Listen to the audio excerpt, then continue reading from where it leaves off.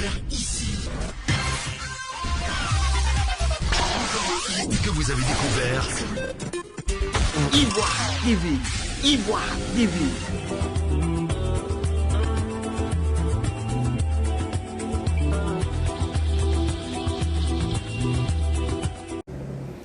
Amis internautes, chers téléspectateurs, bienvenue sur Ivoire TV, la web TV de la diaspora ivoirienne aux États-Unis. Nous sommes dans la région du Bélier et c'est le chef-lieu de cette région qui nous accueille, Toumoudi, à la rencontre de M. Alou. M. Alou Kwaku Dominique, il est le président du mouvement des producteurs agricoles de Côte d'Ivoire.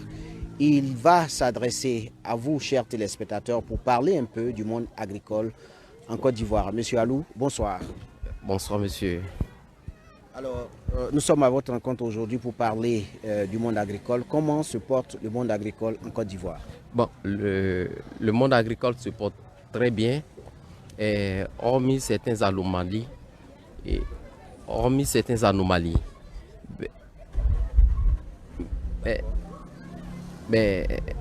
Oui, il y a quelques années de cela, on a créé le Conseil Café Cacao pour répondre aux besoins des agriculteurs. Mais jusqu'à preuve du contraire, nous ne voyons pas un peu la faisabilité, l'acte même posé par le Conseil Café Cacao sur le terrain. Sinon, le monde agricole se porte très bien. Le monde agricole se porte très bien, M. Alou l'a dit. En Côte d'Ivoire, le prix du cacao a été fixé il y a cela quelques mois, 1000 francs CFA. Sur le terrain, comment se déroulent les activités? Je dirais toujours qu'on peut bien fixer le prix du cacao, mais il n'y a que l'agent régulateur. Le Conseil Café Cacao n'a pas tous les moyens possibles pour répondre aux besoins des agriculteurs. C'est ça le vrai problème. Nous ne savons pas si c'est un agent régulateur, si ce sont des officiers de sécurité. Voici un peu autant de principes qui n'ont pas été énumérés dans la constitution réelle du Conseil Café Cacao. Voici les problèmes que le paysan a jusqu'à présent avec les prix fixés et l'achat bord champ et quoi que ce soit. D'accord. Sur le terrain, le prix du cacao, le prix du kilogramme de cacao a été fixé à 1000 francs CFA. Est-ce que c'est ce qui se pratique sur le terrain? Non, le prix ne peut pas être à 1000 francs parce que nous avons un problème. C'est ce que je viens de dire tout à l'heure. Il y a des zones très éloignées des portes d'achat qui ne sont pas... L'accessibilité est vraiment dure. On ne peut pas accéder à ces coins et le monde et les acheteurs, ou on parle aujourd'hui des coopératives, ne peuvent pas l'acheter au même prix. Donc il y a une réduction du prix d'achat. D'accord. Il y a une réduction du prix d'achat. Est-ce que vous voulez clairement dire que sur le terrain, le prix, je vais dire dans les bureaux, est fixé à 1000 francs CFA et que l'achat de vos produits sur le terrain ne se fait pas à 1000 francs CFA? Absolument.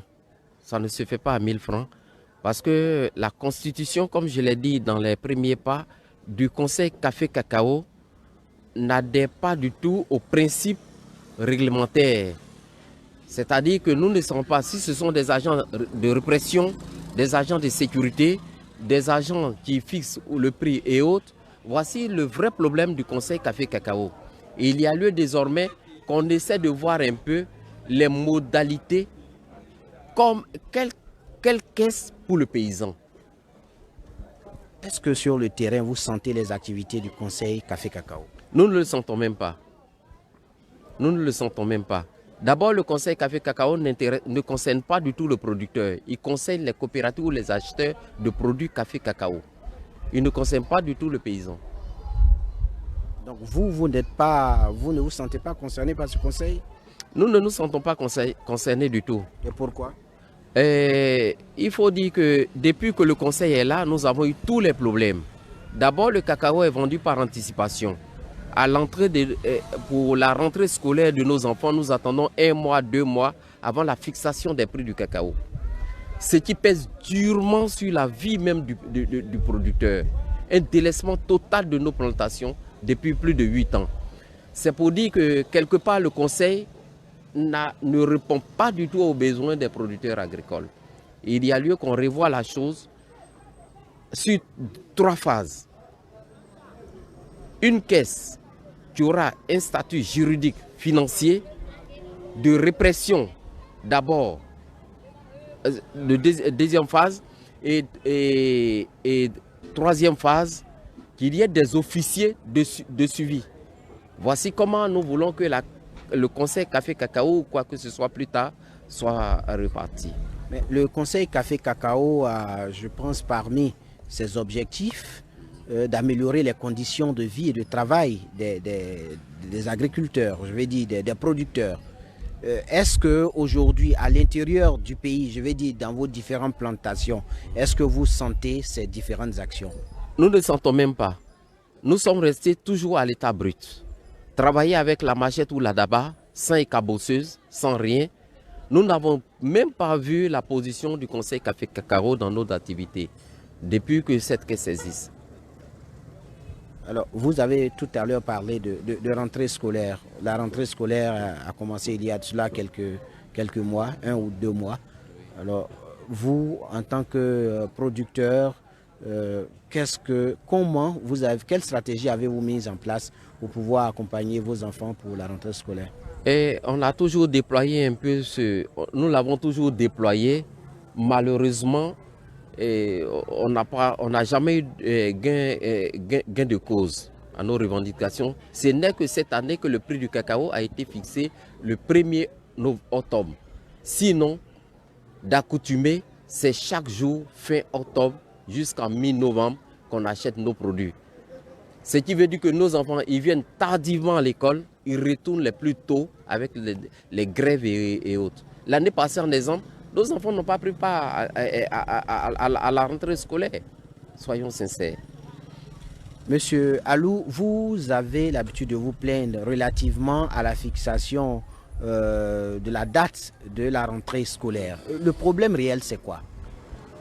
Nous ne le savons même pas. Si la chose est vendue par anticipation, on se dit qu'il y a de l'argent pour acheter la chose. Mais jusqu'à preuve du contraire, on nous dit qu'il faut attendre 1 mois, 2 mois afin qu'on nous fixe le prix d'achat du cacao. Vraiment, ça a pesé lourd sur la vie de nos enfants. Beaucoup sont devenus de grands chômeurs aujourd'hui, soyons sincères. Qu'est-ce que vous, en tant que président du mouvement des producteurs agricoles de Côte d'Ivoire, qu'est-ce que vous avez mené comme activité pour accompagner l'amélioration des conditions de vie et de travail des producteurs?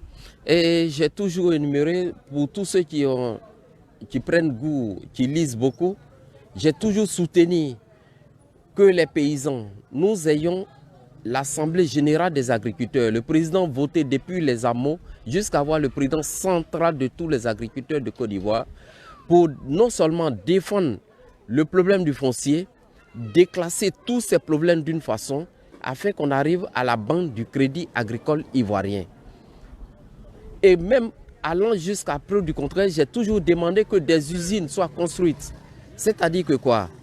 Depuis nos sous-préfectures, préfectures, de petites unités, il n'y a pas le droit de construire des usines de 1304 tonnes, même de 2000 tonnes, qui puissent quand même encadrer nos enfants. Et le problème est résolu. Le problème du monde agricole est résolu. Et nous avons nous avons les ambassades qui peuvent tout fabriquer pour nous aujourd'hui, que ce soit des séchoirs, des décortiqueuses, des moulins, pour mouler notre cacao et vendre les produits d'une façon, même qu'on vend des poudres de cacao, des poudres de café ou d'anacarde, tout est très facile. Qu'on n'arrive plus à nous fixer un peu des prix, mais désormais qu'on industrialise totalement nos produits agricoles. D'accord, vous parlez de l'industrialisation de vos produits agricoles. Il y a un conseil café cacao et vous dites que vous ne sentez pas les actions de ce conseil sur le terrain. Vous, en tant que mouvement, qu'est-ce que vous avez fait exactement pour dire que nous ne sentons pas vos actions sur le terrain? Voici ce que nous proposons. Qu'est-ce que vous avez fait exactement? Ils ont une ligne droite. Remarquez un peu quand on va tout à l'heure aux journées d'assises de Yamoussoukro ou quoi que ce soit, ce sont les mêmes agents du conseil Café Cacao qui sont concernés qui viennent là. Alors que là, nous devons arriver là pour un débat professionnel afin que nous arrivions à des solutions adéquates. Mais le paysan n'est pas invité à la réunion. Ils arrivent, ils sont tout dépend d'eux et tout s'arrête là. Voici le vrai problème du paysan qui n'a pas encore de caisse réelle pour gérer l'avenir du monde agricole. Alors que c'est l'agriculture qui doit faire le lendemain de la Côte d'Ivoire comme il a toujours fait. Donc pour vous, ce conseil, est-ce que ce conseil, vous voulez dire que ce conseil n'existe que de nom? Ce conseil n'existe que de nom. Comme je l'ai dit tout à l'heure, il y a lieu de repartir sur 3 bases. Que nous ayons la banque du crédit agricole. À ne plus que ce soit une caisse papale comme on l'a toujours traité, qui est en train de créer tout ce qu'on appelle anomalie aujourd'hui. Nous voulons encore le service de sécurité. Ce service de sécurité qui va sécuriser tout plan sur le plan national et international. Voici vraiment les 3 principes qu'il faut vraiment accepter pour aller à une paix durable dans ce pays. On va aborder un autre pan de notre interview. Il s'agit de la maladie à coronavirus qui a eu pratiquement un impact sur l'ensemble des activités en Côte d'Ivoire, dans le milieu de l'agriculture ou dans le milieu agricole. Est-ce que cette maladie a touché négativement ou positivement? Négativement, nous sommes la solution, nous sommes le père et la mère. Quand ça ne va pas en ville, tous font recours au village. Donc tous les poids lourds viennent au village et les poids faibles restent en ville. C'est ce qu'il faut toujours comprendre. C'est le pourquoi nous déplorons beaucoup de choses. Pas d'aide au village, qui vit désormais au village. C'est ça le vrai problème. Tous les poids sont au village. Tous les poids nous reviennent. Après ta mort, c'est le village. Après la maladie, c'est le village. Et quand ça va, c'est la ville. Et donc, il y a lieu de voir tous ces paramètres pour dire désormais, il faut que le bien parte du village pour la ville. Donc, nous avons eu tous les problèmes, parce que regardez le petit grenier, que monsieur produise 1 hectare de riz, qui reçoivent aujourd'hui 100 personnes, tout est vide. Tout est vide. Mais on sait quand même que l'État a décaissé d'énormes moyens pour accompagner les producteurs. Ça a été annoncé dans différents secteurs. L'État a apporté un appui dans cette période de Covid-19. Et j'ai toujours appris, j'ai appris 300 milliards, nous sommes retombés à 150 milliards, 50 milliards, mais c'est logé où et comment l'avoir? Pour un paysan, un agriculteur, je ne le pense pas. Il n'y a aucun sens d'accompagnement pour les paysans. C'est le pourquoi j'ai dit et je répète encore qu'il nous faut la caisse, ça dit que la banque du soutien agricole, qui est le crédit agricole.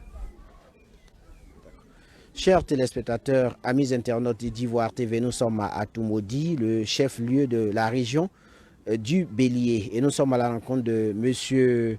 Alou Kwaku Dominique. Il est le président du mouvement des producteurs agricoles de Côte d'Ivoire. Avec M. Alou Kwaku Dominique, nous parlons du monde agricole. Comment le Conseil Café Cacao apporte son appui au monde agricole? Quels ont été les impacts de la Covid-19 sur le monde agricole? C'est de toutes ces questions que nous échangeons avec notre invité du jour, M. Kwaku, M. Alou Kwaku Dominique.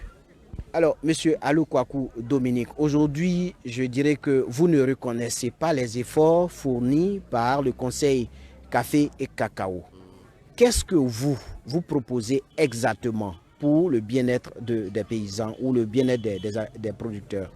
Je demande purement et simplement qu'il y ait l'Assemblée générale des agriculteurs de Côte d'Ivoire, c'est-à-dire l'électorat, le président élu depuis les hameaux jusqu'à voir le président central de tous les agriculteurs de Côte d'Ivoire. La banque du crédit agricole, c'est-à-dire qu'aujourd'hui, quand on parle un peu du Conseil Café Cacao, la caisse même au sein même du Conseil Café Cacao n'a pas de forme juridique. Chose qui crée toutes les crises que nous vivions aujourd'hui parce que ça devient une caisse papale. Et c'est ça notre crise de ce pays. Et c'est ça que je déplore. Il faut que désormais tout soit harmonisé depuis la base jusqu'au sommet et vous verrez qu'il n'y aura plus de crise. Nous allons créer autant d'emplois avec cette caisse parce que le développement est toujours basé sur la vie des agriculteurs dans n'importe quel pays du monde.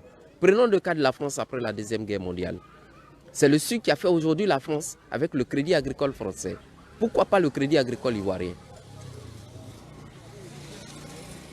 Non, il y a lieu qu'on change d'éthique pour aller à la vitesse supérieure parce que nous avons une jeunesse montante.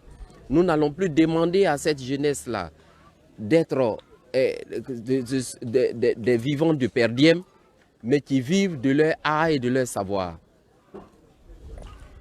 Monsieur Alou Kwaku Dominique, il y a de cela quelques mois, vous avez crié dans toute la presse qu'il y a un des votes qui a été arrêté à Botro à la suite des événements de Kafolo. Expliquez-nous exactement qu'est-ce qui s'est passé.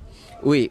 Voyez-vous, je suis tellement sollicité. Vous savez, quand on défend un peu le droit des agriculteurs, ce sont des analphabètes à 98%.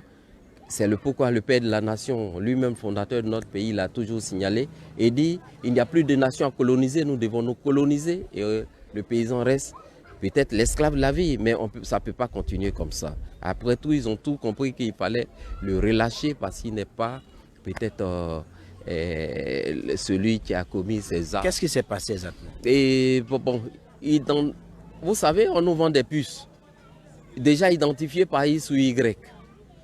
Et une puce lui a été vendue, une personne l'a identifié et tout appel dit que c'est lui qui est maître de l'art. Alors que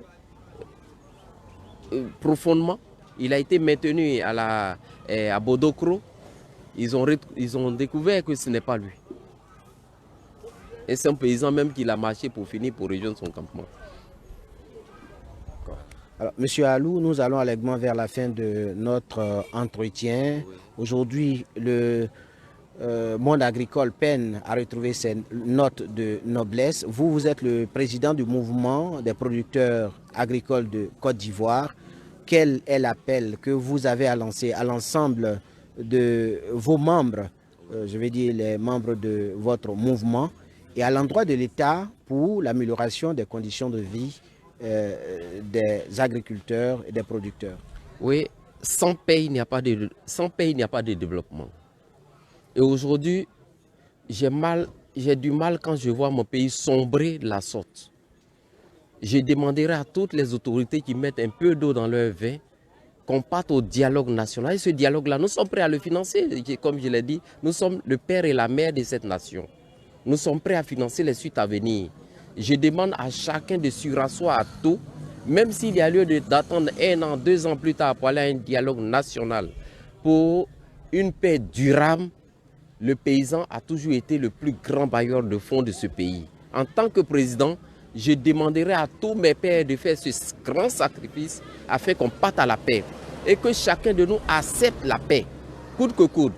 Même que nous soyons engagés pour le 30e ou quoi que ce soit, je demande qu'on se rassoie à tout.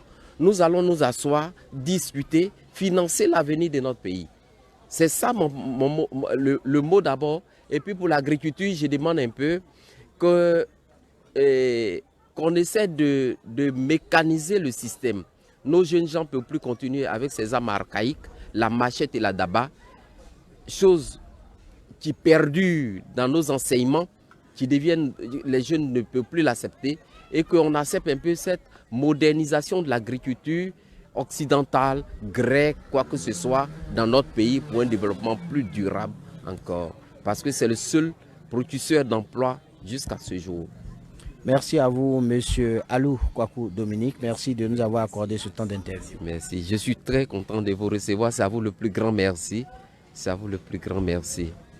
Amis internautes, chers téléspectateurs, merci de nous suivre sur officiel Ivoire TV, qui est la page de ivoiretv.net. Abonnez-vous à cette page, officiel ivoiretv.net. Abonnez-vous également à la page YouTube. Merci de nous avoir suivis et bonne suite de programmes sur Ivoire. Vous avez découvert ici. Que vous avez découvert Ivoire TV. Ivoire TV.